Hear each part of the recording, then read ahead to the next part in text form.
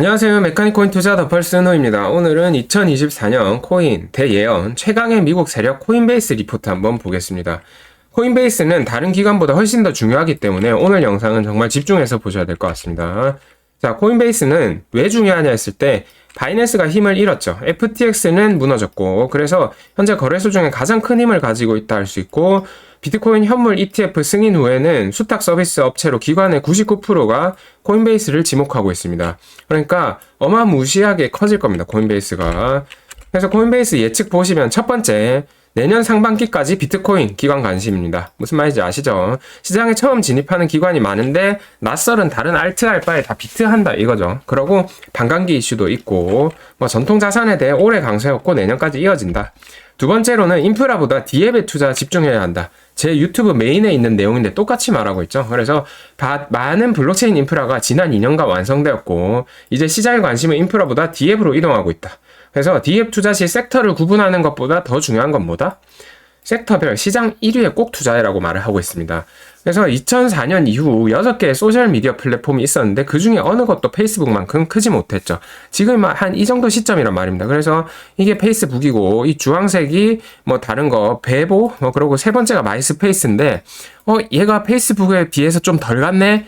이거 사야겠다 이러면 안 된다 이거죠. 얘가 더 같지만은 1위가 결국 더 커진다. 왜? 네트워크 효과 때문에 그렇다고 하네요. 네트워크 효과는 뭐냐면은 다른 사람이 사니까 나도 사고 싶다 이겁니다. 특정 상품에 대한 수요가 다른 사람들의 수요에 의해 영향을 받는 효과고요. 지금 상대적으로 안 오른 이런 거를 막 찾기보다는 잘 가고 있는 게 쉴 때 타는 게 낫다. 이렇게 보면 되겠죠. 이더리움 L1 시장 재패로 나머지 체인들은 확실하게 목적 특화된 체인만 살아남을 것이다.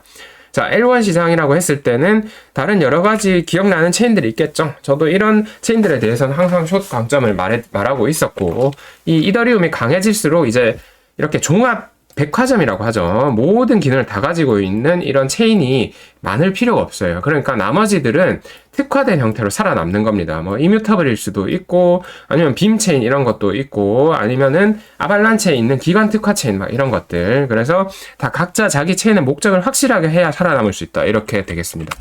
네 번째로는 모듈라와 모놀리식은 쉽게 결론이 안 난다고 합니다. 이거는 이제 들으신 분은 조금 아실 겁니다. 모놀리식은 체인 하나에서 다 처리하는 거, 모듈라는 실행 따로, 데이터 저장 따로, 합의 레이어 따로 이렇게 따로따로 하는 거죠. 그래서 DL 레이어로 여러 체인의 플러그인 형태로 적용 가능한 셀레스티아가 이제 등장해서 이 데이터 가용성 레이어, 그냥 쉽게 설명하자면은 데이터 저장 레이어라고 그냥 설명드리겠습니다. 그래서 이 셀레스티아에 이렇게 저장을 하면서 실행은 여기서 하고 L2에서 하고 합의는 이더리움에서 하고 이런 구조가 많이 나올 거고요. 수많은 체인들이 모듈식 구조 채택을 훨씬 더 많이 할 수 있다. 그런데 솔라나 같은 게 앞으로도 커져 나갈 수 있다. 그래서 이 두 개가 결국 병행한다고 볼 것 같아요. 그리고 이더리움 L2의 성장이 이더리움을 잡아먹는 게 아니라 다른 군소 L1들의 파일을 잡아먹고 있습니다. 사실은 L2가 커지면 이더리움이 작아질 거라 했는데 이더리움은 그 자체를 유지하고 있고요. 이 아비트럼, 옵티미즘 이런 것들 엄청 커졌잖아요. 이 커진 게 파이가 다 어디서 왔다? L1에서 온 겁니다. 다른 L1, 타 L1이 침체되고 있다. 그리고 이더리움 L2의 이클립스는 엄청난 관심을 끌었다. 이클립스는 뭐냐면은 엄청 특이해요.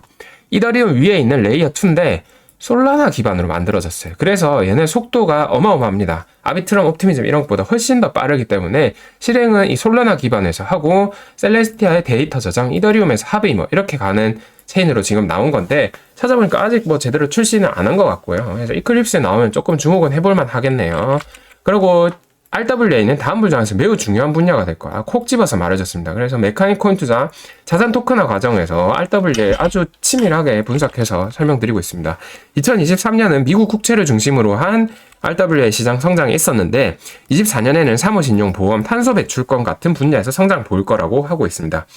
규제 모호성이 이런 게 좀 있어서 퍼블릭 블록체인 있죠? 이더리움 같은 거. 그런 것보다 프라이빗 블록체인, 회사에서 만든 체인 같은 거 있잖아요. 그런 데서 RWA를 진행하는 기관도 있겠지만은 이게 결국은 유동성이 부족하기 때문에 궁극적으로는 퍼블릭 블록체인으로 몰려올 것이다. 이렇게 보고 있습니다.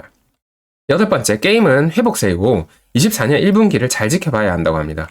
엑시의 성공과 실패 후 사람들은 아직 사실 NFT라고 말하면 다 안 좋아져. 사기치는 것 같고.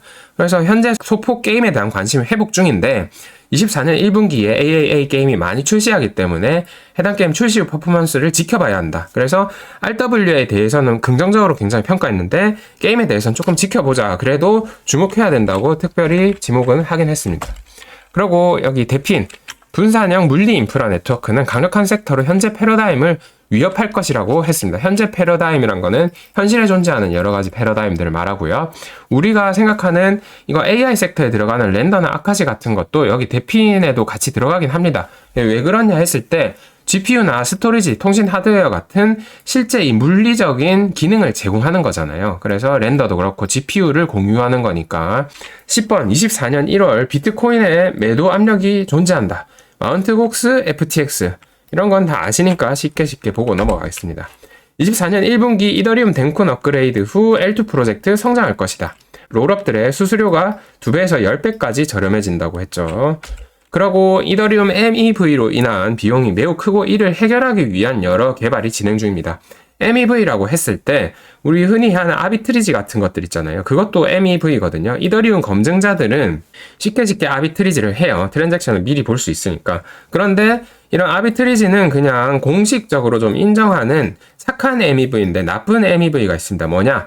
이 샌드위치 공격이라고 하는 건데요. 어떤 사람이 트랜잭션을 제출했을 때 앞뒤로 조금 더 싸게 사고 뒤에다가 바로 오르자마자 팔아버려서 이 사람은 조금 더 가격을 거기서 추출할 수가 있는 거죠. 그래서 이거는 시장에서 사람들의 가격을 좀 더 싸게 사고 비싸게 파고 이런 거를 막아버리는, 검증자가 그거를 먹어버리는 나쁜 MEV다. 그래서 이런 검증자가 가져가는 MEV를 최소화하기 위한 여러 개발이 진행 중인데요. 이런 SUAV 프로토콜 같은 것도 있다고 합니다. 24년 1분기 런칭이고요. 그리고 수많은 알트코인 레이어 1에서 이더리움 레이어 2로 사용자 이동이 보인다. 아까 말씀드린 거죠.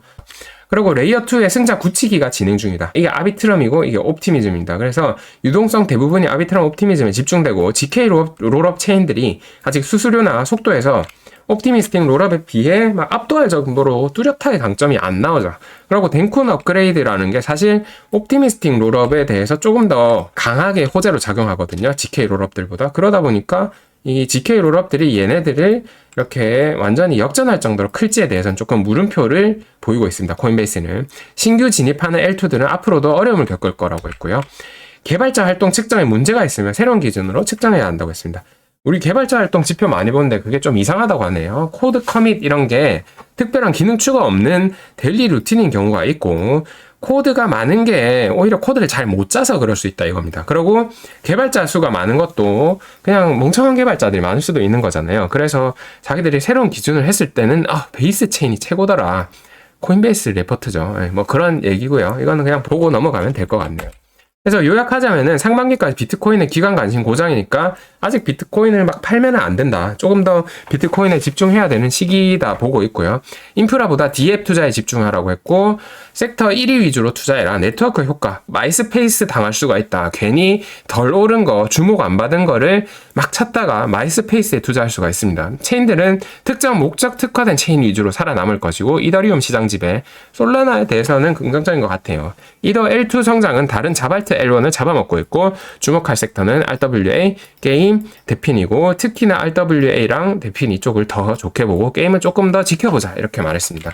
네, 그래서 24년 코인 예언 최강의 미국 세력 코인베이스 리포트 오늘 다 살펴봤습니다. 영상 시청해주셔서 감사합니다.